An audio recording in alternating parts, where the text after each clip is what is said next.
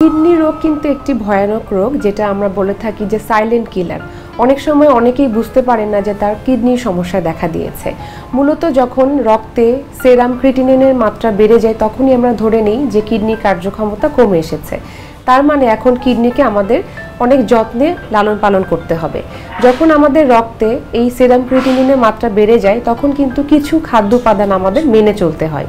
বিশেষ করে potassium, phosphorus, sodium, এই তিনটা নিউট্রিয়েন্টস যুক্ত খাবারগুলো কিন্তু আমাদের খাদ্য তালিকায় থেকে বাদ দিতে হবে, বা আমাদের অবশ্যই এই উপাদানগুলো কম পরিমাণে গ্রহণ করতে হবে। অনেক সময় দেখা যায় যে কিডনি রোগীদের কিন্তু বিভিন্ন স্টেজ থাকে, তবে আমরা বলতে চাই খাদ্য উপাদান কিন্তু অবশ্যই তিনটা বা এই স্টেজগুলোর উপর ডিপেন্ড করবে।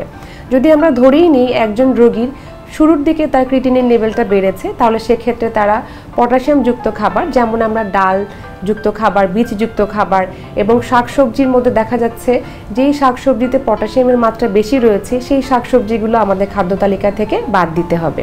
বিশেষ করে কিছু ফল যেমন টক ফল বা আম, কলা, এগুলোতেও কিন্তু পটাশিয়ামের মাত্রা অনেক বেশি থাকে। তাই কিডনি রোগী, বিশেষ করে যাদের ক্রিটিনিনের মাত্রা বেশি, তারা আপেল, নাশপাতি এই ধরনের ফলগুলো বেশি খাওয়ার চেষ্টা করবেন।